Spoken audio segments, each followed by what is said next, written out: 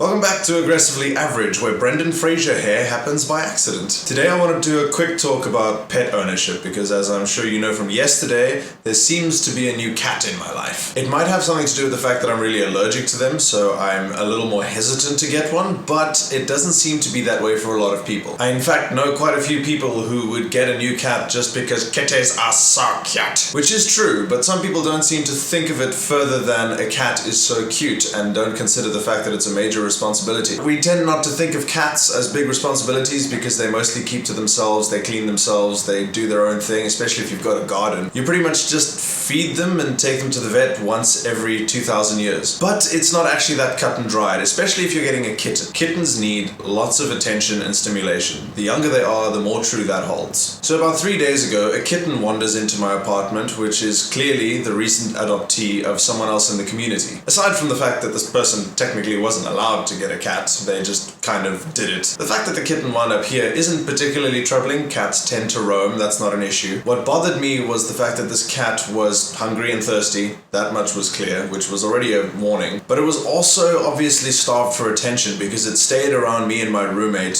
for 2 days, even with the perpetual threat of a much larger, much older cat occasionally trying to swipe at it. Now, because my roommate and I aren't soulless monsters, we notified the owner and they came to pick up the kitten. That was yesterday, and that was supposed to be the end of it. But this morning, when I got out of the shower, there was the kitten. Which tells me that this cat, which after living with its owner for several weeks, preferred to be here, which is not exactly a good sign. Now, because this kitten is cute as fuck, and there are already 2 other cats here, one of which happens to be a similar walk-in, I don't really take issue with it living here. What I take issue with is the clear lack of forethought that went into adopting this cat in the first place. When we asked the owner if they were worried about the cat being gone for 2 days, they replied that they hadn't actually been home for the weekend. Which is fine, they're not the only person in the house, but the other person happens to be far too infirm to care for a young animal, which I think illustrates their priorities pretty well. So this video falls somewhere between rant and PSA, because just because you get